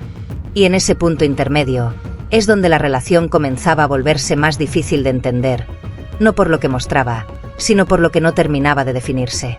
Dentro de su entorno cercano, Ryan Mitchell era percibido como alguien consistente, no solo en lo que hacía, sino en cómo lo hacía. Sus decisiones seguían una línea clara, sus vínculos se mantenían dentro de ciertos límites, su forma de relacionarse no generaba ambigüedad, era previsible. Y en ese tipo de perfiles, la previsibilidad no se cuestiona, se interpreta como estabilidad, como control, como una señal de que todo está en orden. Esa percepción no surgía de una imagen construida hacia afuera, se sostenía en el tiempo, en la repetición, en la ausencia de contradicciones visibles. Ryan no necesitaba explicar quién era, su comportamiento lo hacía por él, y eso generaba una confianza automática, no explícita, no declarada, pero presente. Megan Carter, en cambio, no se definía de la misma manera. Su forma de presentarse no seguía una línea única, podía adaptarse, podía modificar su posición dentro de una interacción sin que eso resultara evidente en un primer momento. No porque intentara ocultar algo, sino porque no se fijaba en un solo lugar. Su manera de vincularse no era inestable en el sentido clásico, no había cambios bruscos, no había quiebres visibles, pero tampoco había una continuidad clara. Era una presencia que se ajustaba al contexto, que respondía, que se movía dentro de la relación sin dejar completamente definida su posición. Eso no generaba conflicto inmediato, al contrario, en muchos casos facilitaba la cercanía, porque permitía que la interacción se desarrollara sin fricción, sin resistencia, sin necesidad de establecer límites explícitos. Pero esa misma característica tenía otra consecuencia. Dificultaba la lectura. Porque cuando una persona no se define de manera estable, la interpretación queda en manos del otro.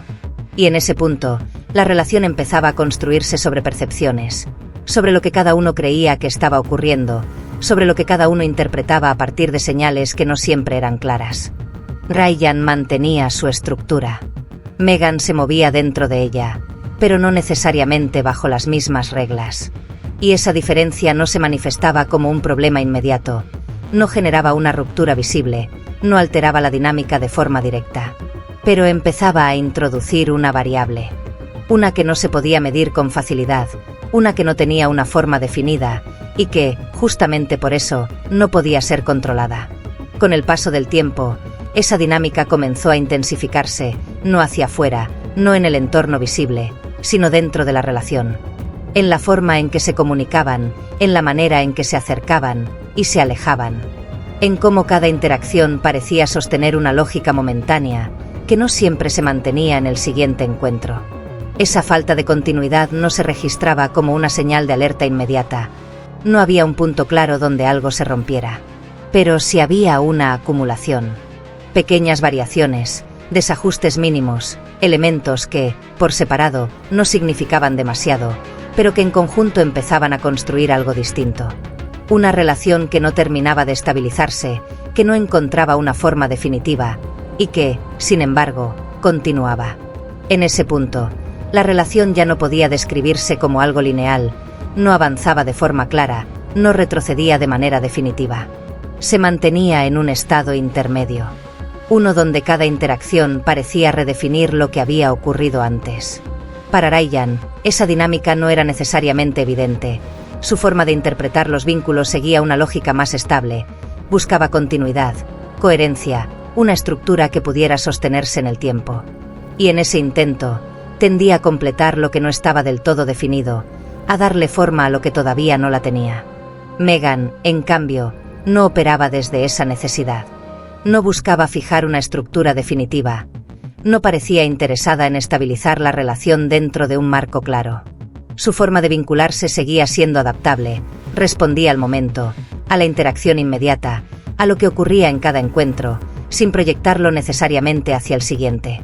Esa diferencia empezó a generar una tensión que no se expresaba de forma directa, No había discusiones abiertas, no había conflictos visibles. Pero sí había una distancia. No física, no evidente. Una distancia en la forma de interpretar lo mismo. Lo que para uno significaba avance, para el otro podía ser solo un momento. Lo que para uno implicaba continuidad, para el otro no necesariamente se sostenía en el tiempo. Y en ese desajuste, la relación comenzaba a apoyarse en algo cada vez más frágil. La interpretación. Cada gesto empezaba a tener más de una lectura, cada ausencia podía justificarse de distintas maneras, cada acercamiento podía entenderse como algo más, o como algo circunstancial. Esa ambigüedad no generaba una ruptura inmediata, pero acumulaba desgaste. Porque cuando no hay una base compartida sobre lo que una relación es, todo queda abierto. Y cuando todo queda abierto, también queda expuesto a cambiar en cualquier momento. Con el paso del tiempo, esa falta de definición empezó a marcar el ritmo del vínculo. No era una relación que se consolidaba, era una relación que se sostenía, que continuaba, sin terminar de encontrar una forma estable. Y en ese tipo de dinámica, lo que no se define, termina acumulándose. En ese punto, lo que existía entre ellos ya no dependía de lo que ocurría en cada encuentro, dependía de cómo cada uno interpretaba lo que había pasado. Y cuando una relación empieza a sostenerse más en la interpretación que en los hechos, la distancia no siempre se ve, pero empieza a crecer. No de forma evidente, no como una ruptura clara, sino como una diferencia cada vez más marcada entre lo que uno cree que está viviendo y lo que el otro realmente sostiene. Y en ese tipo de dinámicas, lo que no se dice, no desaparece. Se acumula. No hubo un momento claro en el que todo cambiara, no hubo una escena que marcara un antes y un después de forma evidente. Lo que ocurrió no empezó como un quiebre visible, se desarrolló dentro de la misma dinámica que ya existía, en un espacio cerrado, sin interrupciones externas, sin testigos directos, durante ese periodo. Lo que pasaba entre Ryan Mitchell y Megan Carter no fue registrado en tiempo real. No hubo una mirada externa que pudiera ordenar los hechos en el momento en que estaban ocurriendo.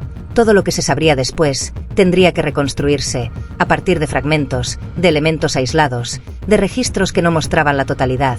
En ese contexto, la secuencia de lo ocurrido no apareció de forma inmediata, no hubo una versión única, no hubo una explicación que se impusiera desde el principio. Lo que surgió primero fue la ausencia. La interrupción de la rutina, un punto en el que algo dejó de responder como lo hacía antes. Ryan Mitchell ya no estaba, no dentro del entorno en el que se movía habitualmente, no dentro de la lógica que hasta ese momento había sostenido su vida cotidiana. Esa ausencia no se presentó de forma abrupta hacia afuera, no generó una reacción inmediata, pero con el paso de las horas, empezó a hacerse evidente. Había elementos que no encajaban, tiempos que no coincidían, movimientos que no podían explicarse dentro de la continuidad esperada, y en ese punto, la reconstrucción comenzó, pero no desde los hechos, desde lo disponible, desde lo que había quedado, registros parciales, interacciones previas, fragmentos de una secuencia que no estaba completa. Entre esos elementos, apareció Megan Carter, no como una figura externa al evento, sino como la última persona que había estado en contacto directo con Ryan. Su presencia dentro de la secuencia no era secundaria, era central, pero no por lo que explicaba, sino por lo que no terminaba de cerrar. Su relato no ofrecía una estructura definitiva, no ordenaba los hechos de forma clara, no eliminaba las contradicciones, al contrario, introducía nuevas variables, nuevas interpretaciones, nuevos puntos de duda, y a medida que se intentaba reconstruir lo ocurrido, esas diferencias no se reducían, se acumulaban, cada elemento parecía encajar, pero en versiones distintas, cada parte de la historia podía sostenerse, pero no junto a las demás. Y en ese punto, el evento dejaba de ser solo lo que había pasado, para convertirse en algo más complejo, una secuencia fragmentada, una reconstrucción incompleta, una historia que, incluso con elementos concretos, no terminaba de definirse. A partir de ese momento, la secuencia dejó de depender de lo que se veía, pasó a depender de lo que podía interpretarse, de cómo cada elemento encajaba, o no, dentro de una lógica que todavía no estaba clara. Las últimas horas comenzaron a analizarse con mayor detalle, no como una línea continua, sino como segmentos, instantes aislados que debían ordenarse, movimientos que, por separado, no resultaban concluyentes, pero que, en conjunto, empezaban a delinear algo distinto. Había tiempos que no coincidían del todo, desplazamientos que no terminaban de explicarse, acciones que, al ser observadas nuevamente, adquirían un significado diferente. Nada era definitivo, pero tampoco era neutral. Cada nuevo elemento que aparecía no cerraba la historia, la abría. La volvía más compleja, más difícil de sostener dentro de una única versión, y en ese proceso, la reconstrucción dejó de buscar qué había pasado. Exactamente, para empezar a preguntarse que de todo lo que parecía claro, en realidad, no lo era. La reconstrucción no comenzó con una versión de los hechos, comenzó con los registros, con lo que había quedado documentado antes de que la secuencia se interrumpiera. En ese punto, la información disponible no era continua, no formaba una línea clara, aparecía fragmentada, distribuida en distintos sistemas, cada uno mostrando una parte, pero no la totalidad. Los primeros elementos que se revisaron fueron los movimientos asociados a Ryan Mitchell en las horas previas a su desaparición, registros digitales, actividad en dispositivos, interacciones que, en un primer momento, no parecían diferenciarse de cualquier otro día. No había señales evidentes de conflicto, no había interrupciones abruptas, todo indicaba continuidad. Pero esa continuidad no se sostenía completamente cuando se observaban los tiempos con mayor precisión. Algunos intervalos no coincidían del todo. Había espacios donde la actividad se volvía menos clara, no ausente, pero sí menos definida. En paralelo, comenzaron a analizarse los registros vinculados a Megan Carter, no como una sospechosa inmediata, sino como parte necesaria de la reconstrucción. Su presencia en la secuencia estaba confirmada, pero lo que no estaba completamente claro era cómo se desarrollaban los tiempos dentro de esa presencia. Los dispositivos mostraban actividad, movimientos, conexiones, interacciones. Nada que, por sí solo, resultara concluyente, pero cuando esos elementos se colocaban en una misma línea temporal, empezaban a aparecer diferencias. Pequeñas, difíciles de detectar en un primer análisis, pero persistentes. Había momentos en los que los registros no terminaban de alinearse entre sí, no de forma evidente, no como una contradicción directa, sino como un desajuste, como si distintas partes de la misma secuencia respondieran a ritmos diferentes. Ese tipo de diferencias no genera una conclusión inmediata, no permite afirmar que algo está mal, pero introduce una duda, una que no desaparece, porque cada vez que se revisa la información, vuelve a aparecer. En ese punto, la reconstrucción dejó de buscar continuidad y empezó a buscar coherencia. No se trataba de saber qué había pasado en cada minuto, sino de entender si todo lo que estaba registrado podía sostenerse dentro de una misma versión. Y la respuesta no era clara. Algunos elementos encajaban, otros no completamente, y en esa diferencia, la investigación comenzó a cambiar de dirección. A medida que el análisis avanzaba, los registros dejaron de observarse de forma aislada, comenzaron a cruzarse, a compararse entre sí, no solo en función de lo que mostraban, sino en relación con los tiempos en los que se producían. Ese cruce permitió detectar algo que, en una primera lectura, no resultaba evidente. No todos los eventos respondían a una misma lógica temporal. Algunas acciones aparecían registradas con precisión, otras mostraban pequeñas variaciones, diferencias mínimas en los horarios, secuencias que parecían comenzar antes o después de lo esperado. Nada de eso constituía, por sí solo, una anomalía concluyente, pero en conjunto, empezaba a dibujar un patrón, uno que no terminaba de sostenerse de forma uniforme. En ese punto, el foco dejó de estar en cada registro individual y pasó a concentrarse en la relación entre ellos, en cómo cada elemento se conectaba, o no, con el siguiente. Y fue ahí donde la continuidad empezó a mostrar fisuras. No interrupciones totales, no vacíos evidentes, sino algo más difícil de detectar, una secuencia que parecía completa, pero que no terminaba de funcionar como un todo. A partir de los registros, la investigación avanzó hacia un objetivo distinto: ordenar, no solo recopilar información, sino intentar construir una secuencia, darles continuidad a los fragmentos, ubicar cada elemento dentro de una línea que permitiera entender qué había ocurrido realmente. Ese proceso no fue inmediato, no había una narrativa clara disponible, lo que existía eran partes, eventos aislados, interacciones registradas en momentos específicos, movimientos que, por sí solos, no definían una historia. La reconstrucción comenzó entonces desde lo básico: ubicar los últimos momentos en los que Ryan Mitchell había sido visto dentro de su entorno habitual, determinar qué había hecho, con quién había estado, en qué orden podían organizarse esos elementos. En ese punto, la presencia de Megan Carter dejó de ser solo un dato dentro de los registros, pasó a convertirse en un eje, no porque explicara lo ocurrido, sino porque marcaba el punto de contacto más cercano con la secuencia que se intentaba reconstruir. Los encuentros entre ambos comenzaron a ordenarse, no como una historia continua, sino como segmentos que debían encajar, momentos compartidos, interacciones que podían ubicarse dentro de una misma franja temporal. Pero esa organización no generaba claridad inmediata.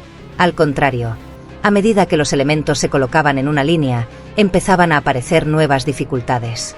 Algunos tramos parecían sostenerse, encajaban dentro de una lógica esperable, pero otros no terminaban de alinearse. Había transiciones que no estaban completamente registradas, espacios donde la secuencia dependía más de la interpretación que de la evidencia directa. Y en esos espacios, la reconstrucción se volvía inestable, no porque faltaran completamente los datos, sino porque lo que había no alcanzaba para definir una única versión. En ese punto, la investigación dejó de avanzar en una sola dirección. Comenzaron a aparecer distintas posibilidades, distintas formas de ordenar los mismos hechos, cada una con cierto nivel de coherencia, pero ninguna completamente sólida. Lo que en un primer momento parecía una secuencia reconstruible, empezaba a fragmentarse nuevamente, no en los datos, sino en la forma de interpretarlos. La relación entre Ryan y Megan se convirtió entonces en el centro de esa reconstrucción, no solo como contexto, sino como variable, porque lo que había ocurrido entre ellos en las horas previas ya no podía leerse de una sola manera.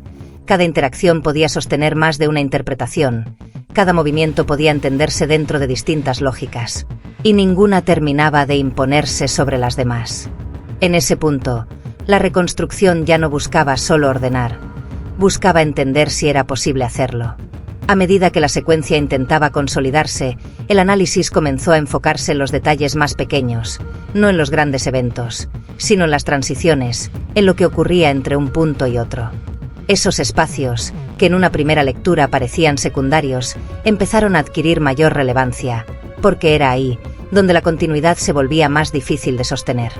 Había momentos en los que la reconstrucción dependía de asumir que algo había ocurrido de una determinada manera, aunque no estuviera completamente registrado, pequeños saltos, conexiones implícitas, segmentos que necesitaban ser completados para que la secuencia funcionara. Y cada vez que eso ocurría, la solidez de la reconstrucción se debilitaba, no de forma evidente, no como un error claro, sino como una estructura que requería ajustes constantes para mantenerse en pie.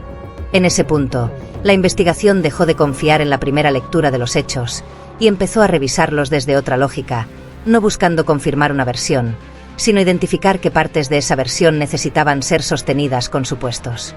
Y fueron esas partes las que comenzaron a marcar el verdadero problema. Las primeras inconsistencias no aparecieron como errores evidentes, no hubo un dato que contradijera todo de inmediato. Lo que surgió fue algo más sutil, diferencias que, por separado, podían sostenerse, pero que, al compararse entre sí, no terminaban de encajar. En un primer momento, esas variaciones no generaron una reacción directa.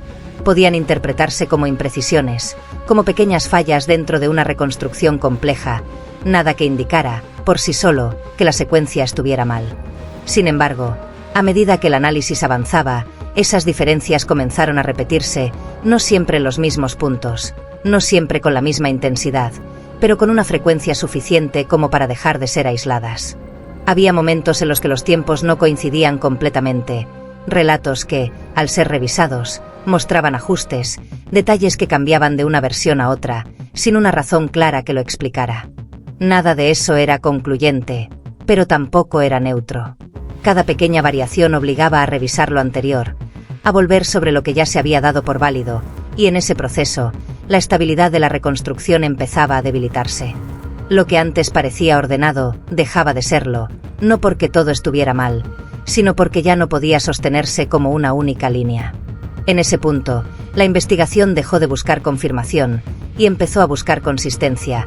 No se trataba de encontrar una versión que encajara, sino de identificar si alguna podía hacerlo sin contradicciones. Y la respuesta no era clara. Cada vez que una parte parecía resolverse, otra volvía a abrirse. Cada vez que un elemento encontraba su lugar, otro quedaba fuera. La secuencia comenzaba a comportarse de una manera distinta, no como una historia incompleta, sino como una estructura que no terminaba de sostenerse. Y en ese contexto, la atención empezó a concentrarse en un punto específico, no en todos los registros, no en todos los movimientos, sino en aquellos momentos donde la diferencia era más evidente, donde la variación no podía explicarse como un error menor. Y en la mayoría de esos puntos, la presencia de Megan Carter volvía a aparecer. No siempre de la misma forma, no siempre con la misma intensidad, pero con una frecuencia que empezaba a ser difícil de ignorar, no como una conclusión inmediata, sino como una constante, una que, a medida que se repetía, dejaba de ser circunstancial y comenzaba a adquirir otro peso. A partir de ese punto, el análisis dejó de considerar las variaciones como detalles secundarios, pasaron a ocupar un lugar central, no por lo que demostraban, sino por lo que impedían, porque cada inconsistencia no solo generaba una duda, limitaba la posibilidad de sostener una versión completa. La investigación comenzó entonces a trabajar sobre esas diferencias, no para eliminarlas, sino para entender hasta qué punto afectaban la secuencia. Y fue en ese proceso donde apareció un patrón más claro. Las variaciones no estaban distribuidas de forma uniforme, no surgían en cualquier parte de la reconstrucción, se concentraban, aparecían en momentos específicos, en puntos donde la secuencia dependía más del relato que del registro directo.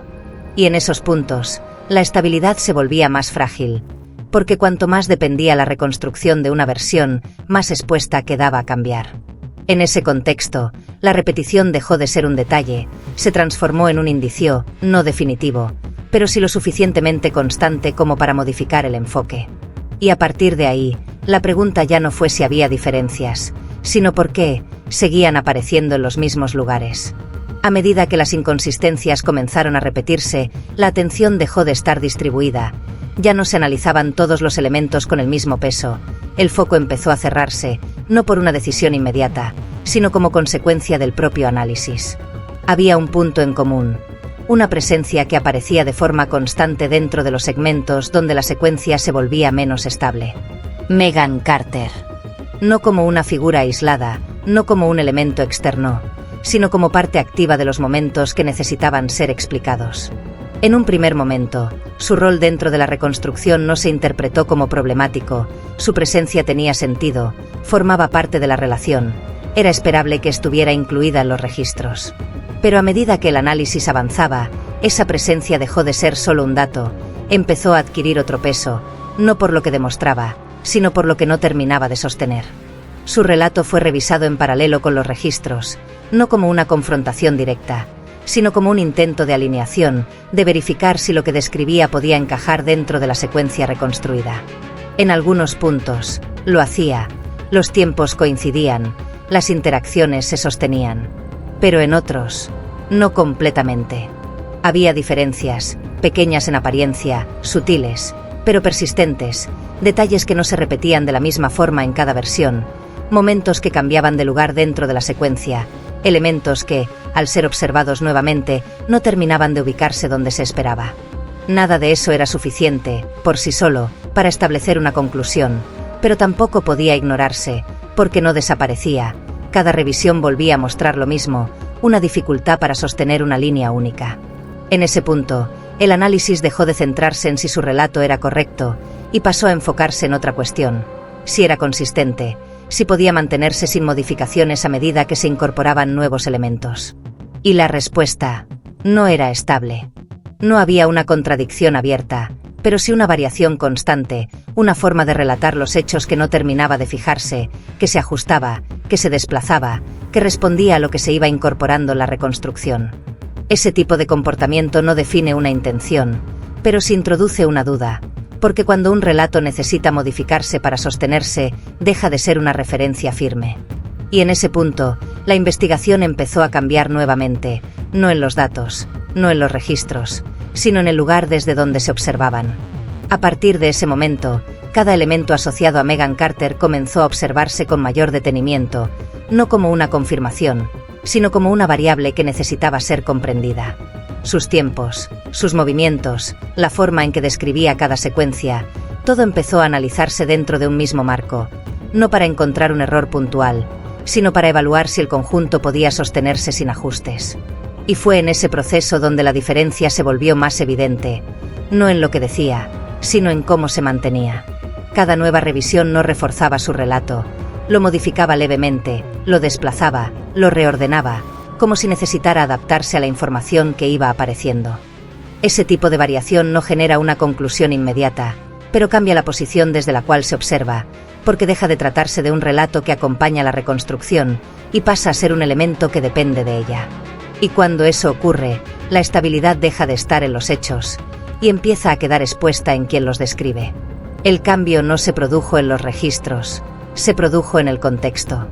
La reconstrucción dejó de desarrollarse sobre datos y pasó a centrarse en una persona. Megan Carter. El entorno también cambió, ya no se trataba de múltiples fuentes, ni de fragmentos dispersos. El análisis se concentró en un solo espacio, una sala cerrada, sin interrupciones externas, sin elementos que modificaran el ritmo. Ahí, la dinámica era distinta. No había secuencia que ordenar. Había que sostener un relato. Las preguntas no buscaban información nueva, buscaban estabilidad, verificar si lo que ya había sido dicho podía mantenerse. El interrogatorio no avanzaba de forma lineal, no seguía un orden fijo, se movía, volvía sobre los mismos puntos, repetía preguntas desde distintos ángulos, revisaba detalles que ya habían sido mencionados, no para confundir, sino para observar. Cómo respondía, cómo organizaba lo que decía, cómo sostenía la secuencia bajo presión. En algunos momentos, las respuestas parecían claras, no había dudas evidentes, no había vacilaciones marcadas, pero esa claridad no se mantenía. A medida que el interrogatorio avanzaba, empezaban a aparecer ajustes, pequeños cambios en la forma de relatar, variaciones en los tiempos, en el orden de los hechos, en la manera en que ciertos detalles eran presentados. Nada de eso se mostraba como una contradicción directa, no había una ruptura explícita, pero la continuidad no terminaba de sostenerse. Las pausas empezaron a adquirir otro peso, no como silencios vacíos, sino como momentos donde la respuesta no era inmediata, donde la secuencia necesitaba reorganizarse antes de ser expresada. Y en esos intervalos, la dinámica cambiaba, porque lo que estaba en juego ya no era solo lo que se decía, era cómo se construía. Cada respuesta dejaba de ser un dato, pasaba a ser una estructura, algo que debía sostenerse en el tiempo, y en ese intento, la estabilidad volvía a ponerse en duda. El interrogatorio no buscaba una confesión, no en ese momento, buscaba algo más preciso, determinar si el relato podía mantenerse sin modificarse. Y a medida que las preguntas se repetían, esa posibilidad empezaba a debilitarse, no por un error evidente, sino por una acumulación, pequeñas diferencias que, al sumarse, hacían más difícil sostener una única versión. Y en ese punto, la presión ya no estaba en la sala, estaba en el relato. A medida que el intercambio se prolongaba, el foco dejó de estar en las respuestas individuales, pasó a concentrarse en la continuidad entre ellas, no en lo que se decía en un momento puntual, sino en cómo cada respuesta se conectaba con la anterior. Y fue en esa conexión donde comenzaron a aparecer nuevas dificultades. Algunas respuestas no coincidían completamente con lo que había sido dicho minutos antes, no de forma evidente, no como una contradicción directa, sino como una variación, un ajuste leve en la forma de describir el mismo hecho. Ese tipo de diferencia no detiene el interrogatorio, pero lo modifica, porque obliga a volver, a repetir, a reformular, a observar si la secuencia puede sostenerse sin cambios. Y cada vez que eso ocurría, la estabilidad del relato volvía a ponerse en duda, no porque se derrumbara, sino porque necesitaba ser reconstruido una vez más. En ese punto, la dinámica dejó de depender de las preguntas, y empezó a depender de la consistencia, de la capacidad de sostener una versión sin variaciones. Y fue ahí, donde la presión dejó de ser externa, y comenzó a construirse desde adentro. Hasta ese momento, la investigación había trabajado sobre una dificultad, la imposibilidad de sostener una única versión, registros que no terminaban de alinearse, relatos que necesitaban ajustes, una secuencia que no lograba consolidarse sin inconsistencias. Pero todo eso seguía dentro de un mismo marco, el de una reconstrucción incompleta, el de una historia difícil de ordenar, pero no necesariamente distinta. El cambio no ocurrió cuando apareció un nuevo dato aislado, ocurrió cuando algunos de esos elementos comenzaron a observarse de otra manera, no como partes sueltas, sino como un conjunto que podía responder a una lógica distinta. En ese punto, lo que antes se interpretaba como variaciones dentro de una misma secuencia, empezó a leerse como algo más. No como errores, sino como ajustes, no como imprecisiones, sino como modificaciones. Y esa diferencia cambiaba todo. Porque implicaba que el problema no estaba en la reconstrucción, sino en la base sobre la que se estaba construyendo. El relato dejó de analizarse como una versión incompleta y pasó a ser observado como una estructura que se adaptaba, que se reorganizaba a medida que se incorporaban nuevos elementos, que no buscaba sostener una continuidad, sino mantener coherencia en cada momento puntual. Ese cambio de enfoque permitió ver algo que hasta ese momento no había sido evidente. Las diferencias no aparecían al azar, no estaban distribuidas de forma irregular, seguían un patrón, uno que se activaba en los mismos puntos, en los momentos donde la secuencia dependía exclusivamente del relato. Y en esos puntos, la versión no se sostenía.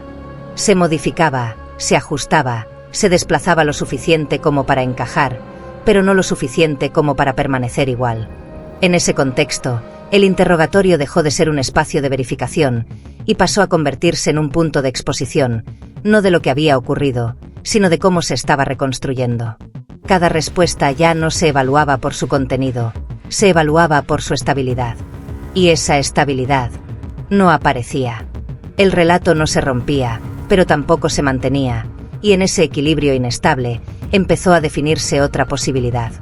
No que la secuencia fuera difícil de entender, sino que estaba siendo presentada de una forma que no coincidía completamente con lo ocurrido. Ese momento no resolvía el caso, no explicaba todo, pero cambiaba la lectura, porque desplazaba la duda. Ya no estaba en los registros, no estaba en la reconstrucción, estaba en el relato. Y cuando la duda se instala ahí, todo lo anterior deja de ser neutral.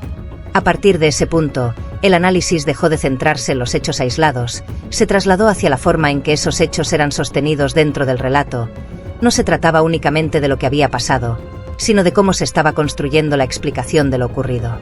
Esa diferencia no es inmediata, no aparece como una evidencia directa, pero cambia el eje, porque obliga a observar no solo la información, sino el comportamiento del relato frente a esa información.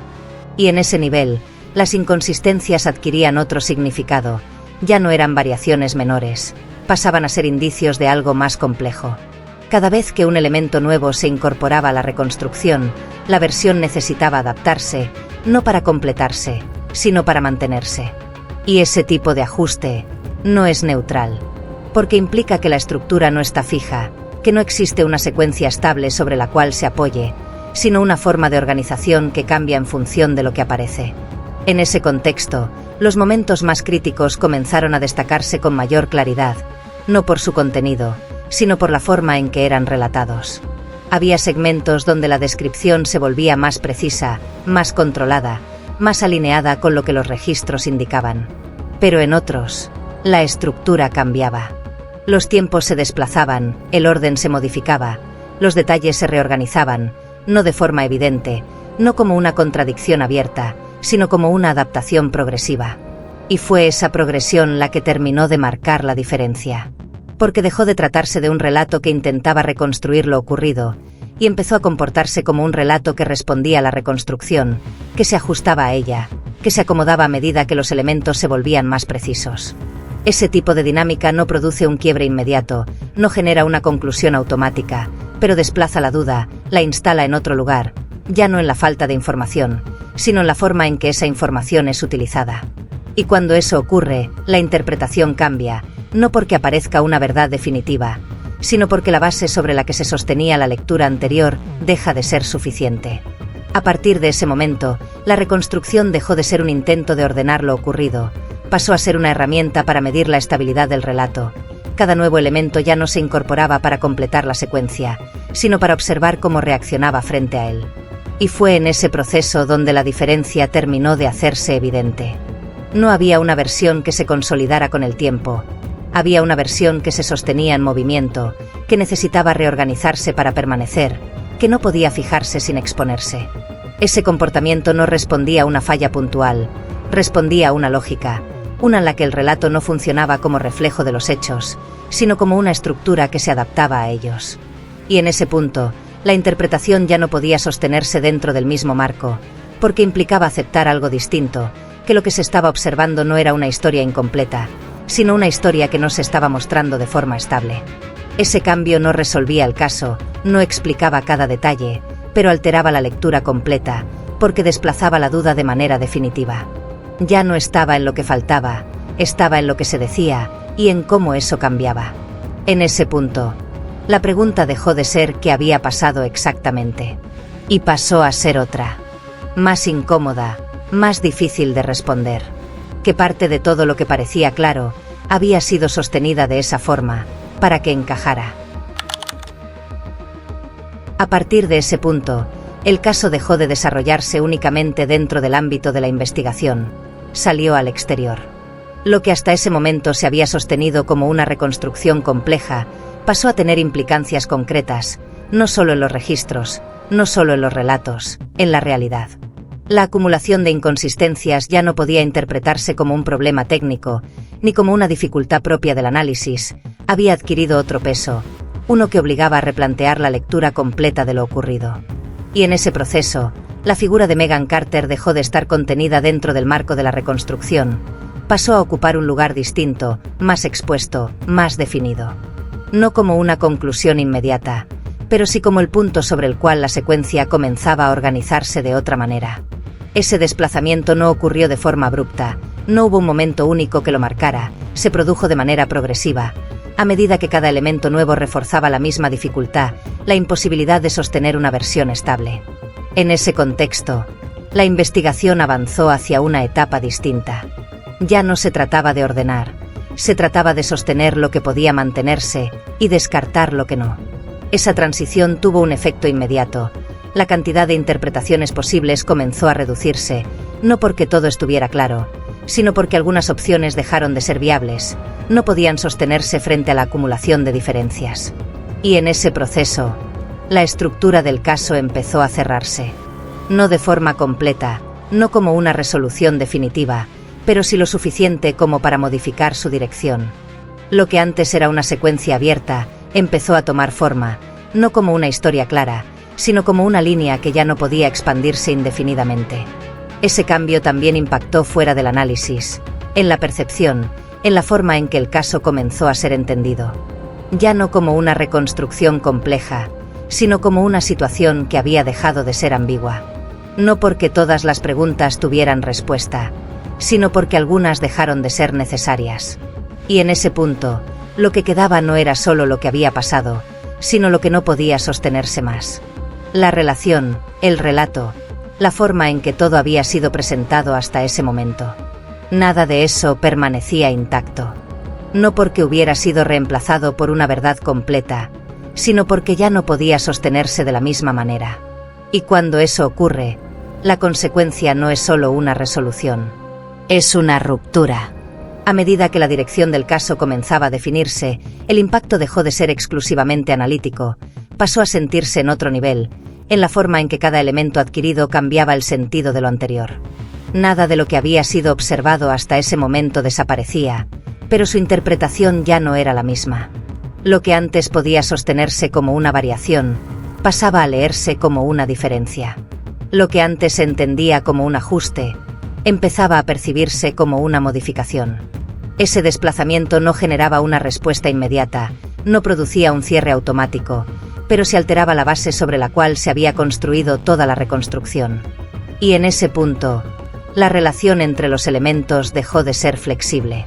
Algunos podían mantenerse, otros no. Algunas partes de la secuencia seguían siendo válidas, pero ya no dentro de la misma estructura. Necesitaban ser reubicadas, reinterpretadas, separadas de la lógica que las había sostenido hasta ese momento. Ese proceso tuvo un efecto acumulativo, no fue un cambio brusco, fue una reorganización progresiva. Una en la que cada nueva revisión reforzaba la misma conclusión, que la versión que había intentado sostenerse ya no podía hacerlo sin modificaciones constantes. Y cuando una estructura necesita ajustarse de manera permanente, deja de ser estable. En ese punto, la consecuencia dejó de estar vinculada únicamente a los hechos. Pasó a estar vinculada a la forma en que esos hechos habían sido sostenidos. Y esa diferencia terminó de definir el caso. Después de todo, no hubo un momento en el que la historia terminara. No hubo una escena final que ordenara lo ocurrido. No hubo un punto en el que todo encajara de forma definitiva. Lo que hubo fue una reconstrucción. Una secuencia que logró acercarse a lo que pasó, pero que nunca pudo sostenerse sin dudas. Los registros permanecieron, las versiones también, pero ninguna logró imponerse completamente sin necesitar ajustes. Y en ese equilibrio, el caso dejó de ser solo una historia sobre lo ocurrido. Pasó a ser algo más. Un ejemplo de cómo una secuencia puede existir, sin terminar de definirse, donde cada intento de explicación abre una nueva pregunta, donde cada respuesta necesita sostenerse y no siempre lo logra. Ryan Michie dejó de formar parte de ese sistema. Megan Carter quedó en el centro de una reconstrucción que nunca terminó de estabilizarse. Pero incluso con todos los elementos sobre la mesa, lo que ocurrió entre ellos no se transformó en una verdad simple, no se redujo a una versión única. Porque cuando una historia depende de cómo se sostiene, y no solo de lo que pasó, la claridad deja de ser una garantía. Y lo que queda, no es solo lo que se pudo reconstruir. Es todo lo que aún necesita ser interpretado. Porque en ese tipo de casos, la verdad no siempre se oculta. A veces, se fragmenta. Se distribuye en partes que, por separado, parecen claras, pero que no logran sostenerse juntas sin cambiar. Y en ese proceso, lo que debería explicar, termina complicando. No porque falte información, sino porque lo que existe no alcanza para cerrar una única lectura. Esa es la diferencia. No entre lo que se sabe y lo que no, sino entre lo que puede sostenerse y lo que necesita ajustarse constantemente para seguir en pie. Y cuando una historia depende de ese equilibrio, deja de ser solo una reconstrucción. Se convierte en algo más difícil de fijar. Algo que, incluso con todos los elementos disponibles, nunca termina de quedarse quieto. Hay historias donde lo que falta, lo cambia todo. Donde la ausencia se convierte en el centro, donde el vacío no puede llenarse, donde cada intento de reconstrucción choca contra el mismo límite. Nada. No hay registros suficientes, no hay una secuencia completa, no hay una forma de ordenar lo ocurrido sin asumir. Y en ese tipo de casos, la verdad no se oculta. Simplemente, no está. Pero hay otras historias, donde el problema no es la falta, es el exceso. Donde todo parece haber quedado registrado, donde hay imágenes, relatos, reconstrucciones, donde cada detalle está disponible. Y sin embargo, la verdad tampoco se vuelve clara. Porque lo que existe no se sostiene de forma única, no se mantiene sin cambios, no logra consolidarse sin ajustes. En un caso, no hay nada. En el otro, hay demasiado. Pero el resultado es el mismo. Una historia que no puede cerrarse completamente, una secuencia que existe, pero que no termina de definirse. Porque la claridad no depende solo de la cantidad de información. Depende de su estabilidad, de su capacidad para sostenerse sin modificarse. Y cuando eso no ocurre, cuando lo que falta no puede completarse y lo que sobra no puede ordenarse, la verdad deja de ser una respuesta. Se convierte en algo más difícil. Algo que no desaparece, pero que tampoco puede fijarse. Algo que permanece, aunque nunca termine de mostrarse por completo. Y en ese punto, la pregunta ya no es qué pasó. Es otra. Más incómoda, más cercana. Si incluso cuando no hay nada, y cuando hay demasiado, la verdad sigue sin poder verse. ¿Cuántas historias pueden estar ocurriendo ahora mismo, sin que podamos entenderlas realmente? Archivos Negros continuará documentando casos con el mismo criterio técnico y rigor. Si valoras este tipo de análisis, puedes acompañar el proyecto suscribiéndote al canal para seguir los próximos expedientes. A quienes ya nos acompañan desde el inicio, gracias por formar parte de Archivos Negros. Tu apoyo permite que el archivo continúe.